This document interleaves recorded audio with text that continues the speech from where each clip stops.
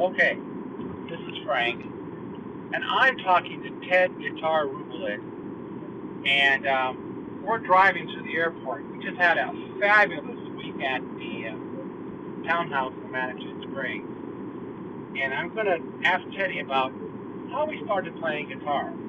So, Ted, tell me, how did you start playing guitar? Well, I saw Elvis Presley in 1956 when I was 7 years old on the television. Elvis was on the television. And I decided that that's who I wanted to be. Really? From Elvis on television? Yes, and it took quite a few years to convince my dad that it was something I was going to stick with. I was an Army brat, and we were traveling all over the world. And we were living in Germany, in Stuttgart, Germany, in 1961. And we were on vacation in Spain. And when we were in Madrid, it's known to be one of the guitar maker capitals of the world. And my dad took me to a guitar shop and bought me a little Spanish classical guitar. And I noodled around on it for a couple of months until I started the 8th grade, and I met a kid in the 8th grade who played guitar, and he lived in the apartment building behind mine, Army housing, and he started coming over and giving me lessons. What year was that? That was 1961, Okay. September of 61. He had a little rock and roll band made up of junior high school teenagers. Back then it was called junior high, now I guess it's middle school. And within about 3 months, in November, they hired me in the band as the rhythm guitar player. And I have pretty much continued to play in bands since then. Kind of like parallel to the Beatles, huh?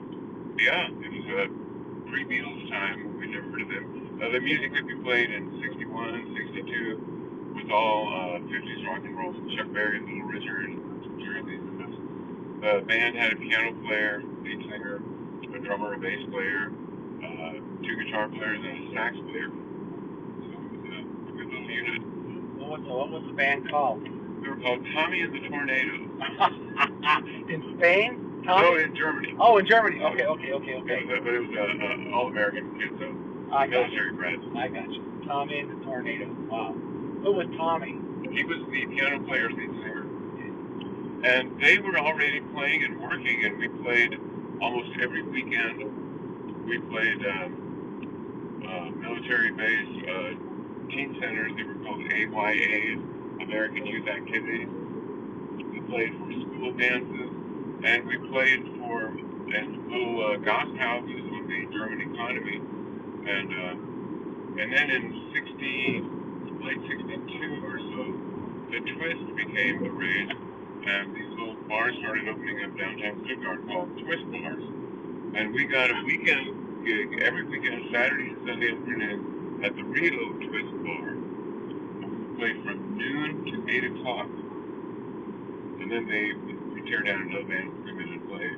They would hire English bands that would play at night. But we did 8 grueling hours. We got in the middle of the afternoon, we got like an hour break, and then around 5, we got an hour break, and we would go eat German food in a little German restaurant. Great food in Germany. And I did that until we moved in 63 to Oklahoma, and my dad was stationed in Brooksville and Lawton, Oklahoma. I immediately started a band in high school, and we were called the Saharas. Okay. And later changed their name to the Total Strangers. Now, why did you pick the Saharas? We found these tan camel coat jackets, camel-colored jackets, and they were that kind of desert tan color. Were they Nehru's? They were but they were collarless. Uh-huh. They were like almost like some of the Beatles jackets that they would wear later on. And back then, everything was matching outfits and ties, white shirts. Yeah. Right. Did you guys do a little dance, little step thing? We actually later on picked up a manager who had us work up choreography. Little kind of step kicks. It was hard to do. Play guitar and do choreography at the same time. That was a thing to do, man. I remember seeing those videos on television. All the bands had those little steps. Yeah. I don't remember if it was the Beatles. Well, the Ventures and a group called Cliff Richard and the Shadows that were big in the Shadows, all the four artists that were instrumental four-piece bands, two guitars, bass, and drums. It was accepted norm at the time. Okay. So in '63, what guitar did you play? What was your equipment set up? In '63, I had in my band in Germany. My father was really proud of me. He'd been wanting me to be a jock all my life. He tried to teach me how to play golf, wanted me to play basketball, he wanted me to play football, and I was really a dismal failure at all of that. And I always felt like it was a big disappointment to him until I learned how to play guitar and got in a band. And he was real supportive of that. He would actually drive me and Mike, who would pick up one of the other guys and load him in the back seat, and he'd drive us to the gig, and then he'd come back and get us when we were through. He would sometimes sit and listen. So in '62, he took me to a music store in downtown Stuttgart. They bought me a red Jazzmaster, a Fender Jazzmaster guitar, and I had a Silvertone amp. Silvertone. Those were the amps. Oh yeah. And 2 months later, maybe 3 months later, somebody stole my Jazzmaster out of the back of our equipment vehicle. We had one of the kids' dads had a Volkswagen bus. We were loading equipment, and just for a minute, nobody was looking, and somebody snapped it. So in 1963, in the meantime, I had a little Hofner guitar that I played in the interest. And in 1963, for Christmas, Dad took me to Hardy Sons Music in Lawton, Oklahoma, and bought me a new Jazzmaster and a Super Reverb, Fender Super Reverb amp. And we plugged my guitar into it, my mic into the other channel, and I think we even had one of the other singers plugged his mic with two plug-ins in each channel. And that was what bands did before the advent of PA systems. Yeah. I was talking to this old guy at the music store last week.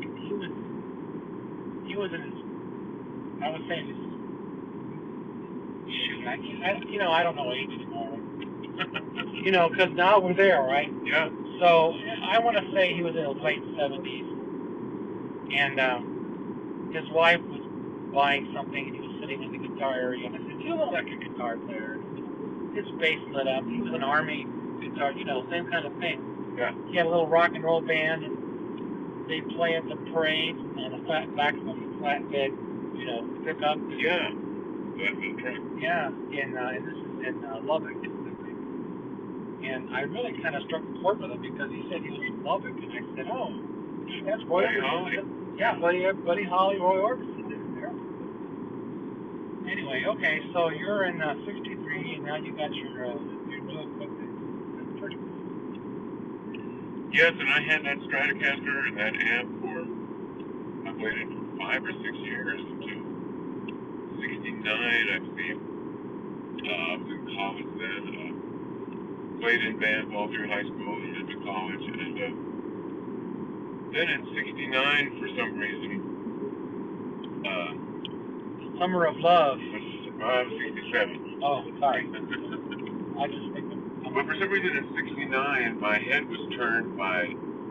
I had always been into the Beatles came out. Everybody had to learn Beatles songs and all the English and bass stuff. So we were always playing the top 40, and in '69, my head was turned around by Crosby, Stills, and Nash. And of course, I had been a fan of the Buffalo Springfield, where the Stills came from, the Byrds, where David Crosby came from, and the Hollies was an English harmony rock band that Graham Nash was in. So I was very fond of good harmony rock. I played with musicians that also sang and good harmony parts. And when Crosby, Stills, and Nash came out, I bought that album, and I immediately traded my equipment in for a Gibson Dove acoustic guitar.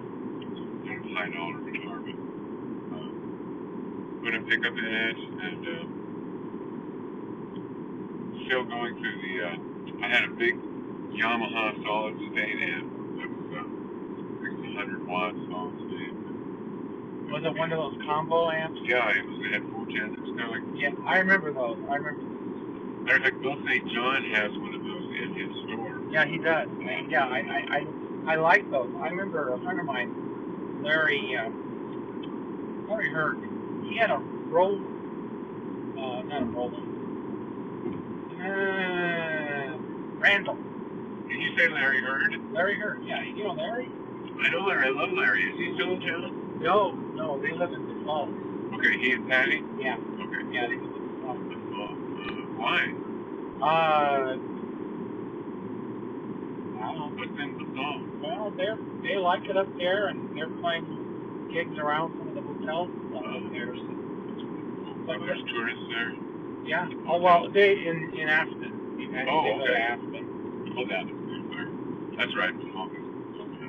Yeah, so he had a Randall, and I liked the sound of that. And I was almost going to be a Randall endorser back in those days, and because I knew guys that worked at the factory over there, and I just couldn't justify it. But I like those sound of those solid state.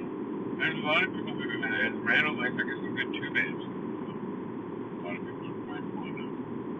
Anyway, I digress. So you had the Yamaha. And I had another guy, an Italian kid from New York, Joe Lavecchio, who was in Oklahoma because his mom was from Oklahoma and he was going to college in Weatherford, Oklahoma. We were both of us at Southwestern State College. And we started doing a duo, and later we picked up a drummer and we're doing a trio, two acoustic guitars and drums. And of course, with these big amps we had, we were generating a good amount of bass, and we have a bass player. And then in the summer of '69, this may have been in the winter of '68, '69, when I switched over to acoustic. In the summer of '69, one of our college professors booked us a job in Durango, Colorado, at the Golden Flipper Saloon, and it was for a whole month of June. So we loaded everything into our drummer had a hearse, an old black hearse, I think it was Pontiac, and we loaded all the equipment into that and hightailed it to Colorado, and we lived in an apartment upstairs from the Golden Flipper, and we played there 5 nights a week. And how long did that gig last? it lasted a month. It was like the whole month of June. And a friend of our drummers that went to high school with him at Lawton High School came passing through Durango that summer, and he was in a band that had just done their last gig, and they were looking at a young man named Dickie Dooley, and we all hit it off really well with him, and he started playing bass with us, so we became a 4-piece group. And Joe Lavecchio got an electric guitar and started doing folk rock music. And, okay. Yeah, it was really the forefront of folk rock. Well, when that gig came to a close, Joe made a call up to Waverly, New York, talked to a friend of his named Steve, who owned a music store there in Waverly. Waverly's on the border of New York and Pennsylvania. You go across the tracks into New York and you're in Waverly. You cross the tracks south into Pennsylvania and you're in Towanda, Pennsylvania. Booked us a gig at a little neighborhood saloon in Waverly for both months of July and August. So we drove all the way up to Waverly, New York, and we lived there for 2 months and played there. And had a really good experience. Developed a really good folk rock sound. We did some original music as well as Birds, Beatles, both of those Springfield, Roses, and Nash. Went back to Colorado to finish school, and I finally graduated in 1970. And my drummer was still, he had a year to go, and his parents would undertake to transfer to Oklahoma University in Norman, Oklahoma, which is about 20 miles south of Oklahoma City. Great town, Norman. So we all packed up and moved to Norman. I was married then and had a small son, Brian. And we were living in Norman and playing some really nice, rowdy, things from rap parties to some of the local bars and some of the bars in Oklahoma City. And we had, the drummer and I were still together. Dickie Dooley had gone to a different school, so he was out of the band. I had switched over to bass guitar, and we had a guitar player named Tim Simple. I had known him also in Weatherford, and he had transferred to them. He was also an excellent guitarist and singer. And we were called the Nat Summerhill Band. The name was made up because it sounded like Paul Butterfield. So in addition to folk rock, we were also starting to do some of the blues rock that was starting to be popular from the late 60s, from Eric Clapton and John Mayall and Cream was a big influence on us. Tim Sissel, I don't remember what the circumstances were that he left the band, and we were able to pick up a lead singer named George Hanna, very handsome man. He had long blonde hair. He looked like Greg Allman. Oh, okay. And he had a van and a PA, and it was a nice PA. It was a Sun PA with big speakers and horns in them. So we hired him, and he became our lead singer. And so this was in 70, and in the summer of 71, we were sitting around Norman, and it gets hot and muggy in Oklahoma in the summertime. It's very humid and very hot, and we were getting to feel the discomfort, and George Hanna piped up and said, I used to be in a band that we would go up to Colorado Springs in the summer and play. There's a bar up there called the Crazy Cat Lounge in Colorado Springs, and I know an agent in town. I'll give him a call, and we all went to Colorado Springs. Yes, that sounds good. I was born in Colorado, and I have an aunt that lived in Colorado Springs forever. So George got in contact with the agent. He booked us a week at the Crazy Cat, and we once again loaded everything up in our van and came to Colorado Springs. And my wife and I moved into an apartment in Manitou Springs. Our keyboard player that we had at the time was living in the apartment below us. George and Denny, the drummer, and Chris, the other guitar player, all rented a big house on Weber Street, 310. What is the east or west? It was east of Nevada and Dayton. So it might be East Weber. And it was a big 3-bedroom house with an attic, 2 bedrooms downstairs, a big bedroom upstairs, and then the attic. Chris took the attic as a bedroom, put up a parachute in the roof, and it was like he was living in this giant tent. Well, my wife and I were beginning to squabble more and more, and she didn't like the fact that I was a musician, and we had a young boy. He was 3 years old then, and she finally had enough, and so she left me. And so I moved into the big house with the rest of the band, and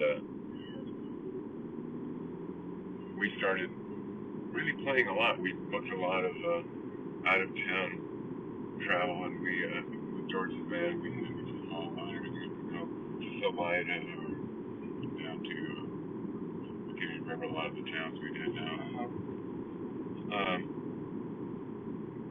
And we hired a saxophone player named Chuck Fraser. I think I know Chuck. Did I know Chuck? You know Chuck, yeah. Yeah. He's still in Colorado Springs. He plays with, well, he plays with what used to be Larry Rice's band. Oh, yeah. I can't remember the name of it. And pretty much we stayed together for another couple of years until we made a trip back to Oklahoma to play in a big hotel in Oklahoma City. Back then, everything was 5 nights a week, sometimes 6 nights a week. So the pay was good enough. I mean, if you played a lot of nights, it was good enough where you actually could make a kind of a hand-to-mouth living. But when we were in Oklahoma City, that just kind of brought out a lot of issues we had. Chuck in particular didn't like it. And we had a pretty big falling out. And by the end of that particular engagement, we were pretty much through with each other. Chuck drove me back in his van and dropped me off, and then he went off, and we didn't see each other for years. I still remain friends with the other members of the band. I started booking a solo acoustic acoustic guitar, and was hooked up with a booking agent named Lucy Mattis in Colorado Springs. We booked a lot of road work, but it paid well. And one of the big things was an acoustic guitar player with a pickup, small PA, and a drummer. And she was booking these drums and guitar duos up in Wyoming quite a bit. And so I called Danny Baker, and he came back from Oklahoma. And we did a duo for a couple of years. We would go up to Laramie and Cheyenne and some of the towns around Colorado Springs. What was the kind of stuff you were doing? We were doing basically rock and roll, folk rock stuff. Country rock was beginning to rear its ugly head. So we were doing some country rock too. We both sang, and we, there were some of these Cheyenne, Wyoming, that would pack a lot. There's a lot of cowboys in Wyoming, and they like their country, and we even started learning some of the old straight country, George Jones and Hank Williams. That's where you got all that education from, huh? Right. And gradually that turned into a country rock direction for me. When that kind of ran its course, since I had pretty much all my life been kind of a guitar trader, and when I was using one guitar and needed something else, I would play something that had some trade and maybe a little cash. I met a guy in Colorado Springs who had some guitars advertised in the newspaper, and I was looking for a J200 big Gibson jumbo guitar like the one Elvis Presley played. I was still pursuing my dream of becoming Elvis Presley, and he had one, so I went to see him. He lived in a little mobile home park up in North Colorado Springs, off of Nevada and Fillmore, and we struck up a friendship and quite a good camaraderie. He had been saving his money. He had been dealing guitars out of the paper for 2-3 years and doing a pretty good business at it. He saved enough money to open a store, and he asked me if I would come to work with him to be his manager. And we both did some repair work, although he wasn't real good at that, but I had learned how to kind of repair and adjust my guitars on the road in various bands. So I was the repairman and manager of the original Colorado Springs Folklore Center. Okay. Which opened up on the west side in 73, I believe. Was that the one at Tejon? It moved to Tejon later. Oh, okay. When John Ramsey came on. Where was the original location? The original location was on Colorado Avenue, right between 21st Street and the next cross street there. Yeah, it gets higher, right? 24th, yeah, 25th, like Mission Park area. 22nd, 21st, and 23rd or something. It was on the south side of the street. And there was a liquor store right there. A bar next door that opened at 7 in the morning. And some of these hardcore drinkers would get in there at 7 o'clock and start getting into their cups. And one night, some drunk staggered out and tripped and fell into our storefront window, broke it out. The alarm went off, of course. And I had to get up at 3 in the morning, 2 in the morning or something, and get down there and guard the store until Bob could get something to patch it up, basically. And he decided then that he wanted out of that neighborhood.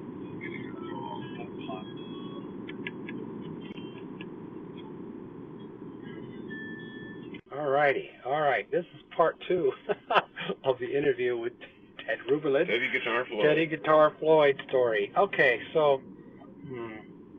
My middle name is Floyd, we might know that. And Ruybalid has always been such a hard name to see in print and to pronounce.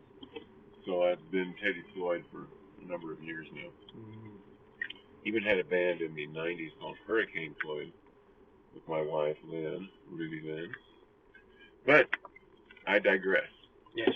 In 1974-ish,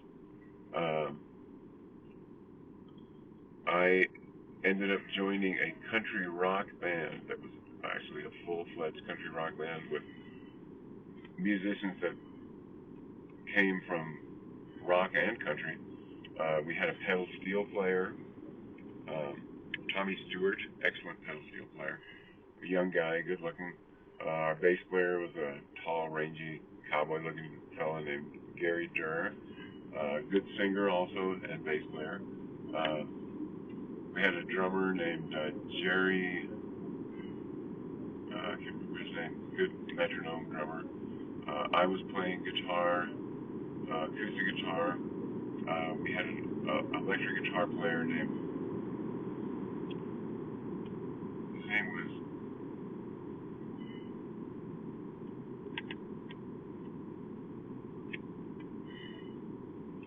oh shoot, and he just passed away a couple years ago. Local in Colorado Springs? Yeah, really good guitarist. He had been part of the rock guitar scene, and even in the early 70s had been part of the disco scene.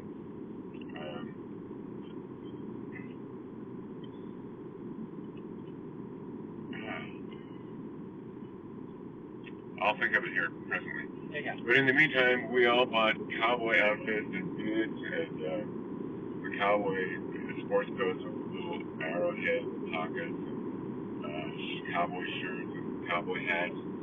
And we decided to really do it up right. We took the name of the West Texas Nighthawks. Okay. And we booked through agents and in Denver, Colorado Springs and Denver, and played some of the big, and of course the country rock scene was really gaining steam. We played some of the big places in Colorado Springs and Manitou, went up to Denver, and we picked up a manager along the way that really kind of took over our career, and he booked us into some places like the one of the big hotel chains in Denver had a bar restaurant area that was pretty big. They were close to the airport. I can't think of the name of the hotel now, but they would book us in just about anytime we come off the run from Wyoming or New Mexico or somewhere. They'd book us in there for 2 weeks at a time. The money was good, and for about 4 years we were quite successful as a road band. We played the same circuit as groups like Dusty Drapes and the Dusters. It was the country swing band that's still around. Sleep at the Wheel? Sleep at the Wheel.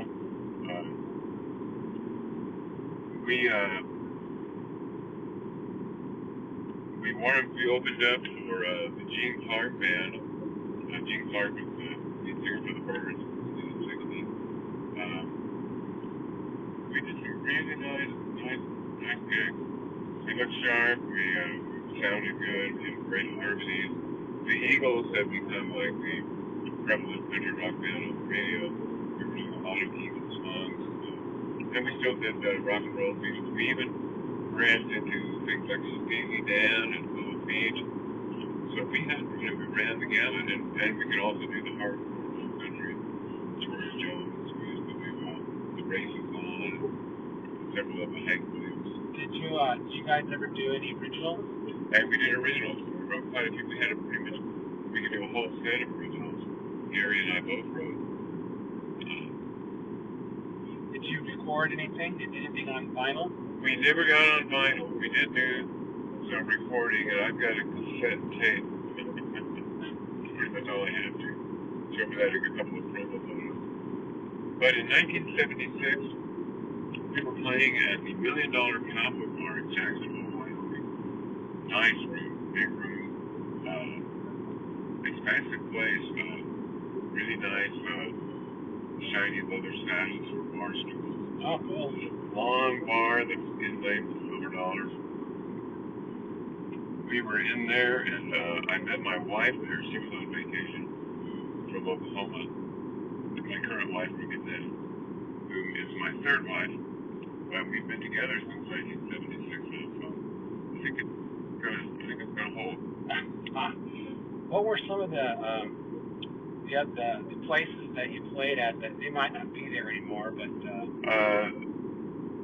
there was a place in the early 70s. There was he was a singer, entertainer, sax player named Tony Paris, who had a big it was a big red brick building on Colorado Avenue, just at the west end of Colorado City before you get into Manitou. It's called Tony Paris's Showcase. And in '74, due to the popularity of country and country rock, he turned it into he changed the name and kind of fixed the interior of it to be a place called the Riverboat. okay. And it was a big room, and we played there quite a bit. We were one of the first bands he hired in there, and we would impact 800 people in there. Wow. On weekends. Yeah. We played at a place on North Nevada just before you get out of town. It was called the Gables, and it was a big room, and that was the place where they brought in Gene Clark, and we wanted him in. Denver, we played that hotel chain. We also played some really jumping bars on the west side of Colfax in Denver. One was called Freddy's, and one was called Daner's. So we were booked almost every week solid for a good 4 years with that band. We go down to Pueblo. There was a place called the Rose Room down in Pueblo. It was a big jumping joint. And we had good promo. We had tapes for promo tapes and flyers and posters, and we dressed and looked the part. And pretty successful band, the West Texas Nighthawks. We actually were looking at possibly getting a record deal with some big record promoters up in Denver. We were playing the Little Bear out in Evergreen, and they came out to hear us. And I guess I have that kind of ingrained in me somehow, as much as I wanted to be Elvis and all that. I have over the years looked at big rock stars and seen how their lives were just kind of turned upside down by fame and fortune, drugs, and I've always been a very moderate drinker, and I always felt like when you're on stage and you're performing for people, the performance is the key thing. You want to look good, you want to be sober, you want to play your best. But I played with musicians that were really into wake up in the morning, pop open a beer, roll a joint. Yeah. And that's the way their day went. And our bass player was kind of becoming that. And we were starting to kind of just unravel at the seams. So by the time we played this gig at the Little Bear, we were having some difficulties on stage. I'd call a song. We like to do one of those kind of fast-paced show where you call the song, you got a list, you go down the list. And Gary would go, oh, no, I don't want to do that one. We spent too much time just fiddling around between songs, and the guys that were there to audition us got up and left. Oh, man. And actually, there was a point when I looked out and saw them sitting back there at the back of the audience, and I felt like I was seeing a little glimpse of the devil. So when they got him a lift, I really actually felt a sense of relief. By that time, Ruby Lynn, my sweetheart that I met in Jackson Hole, I had talked her into moving down here to Colorado, and I was kind of anxious to, shortly after that, the band kind of fell apart. The bass player left. We hired, I remember somebody else, and kind of toned it down a little bit. We kind of let go of our manager, and I wanted to kind of stay more in Colorado Springs, and we started booking some more local type gigs, a little less money. I started working part-time back at the Folklore Center. In the meantime, after I'd left the Folklore Center, the man who had become the repairman, he moved in from California, and he was an excellent repairman and also a guitar and mandolin builder and guitar builder, John Ramsey. And he talked Bob Coward into moving the store downtown Colorado Springs. What year was this? This would have been 76, 77. So by the time I kind of got off the road with the Nighthawks, it was 77, 78. And Bob finally got the wild hair to move to Phoenix because he was tired of the cold, snowy winters. So John bought him out in the store, and John was the sole owner. And when I came in off the road, I was sitting there one day, and he asked me if I would like to come back to work for him as just kind of a salesman and be the guy up front while he concentrated on repairs and building in the back of the shop. Had a nice shop.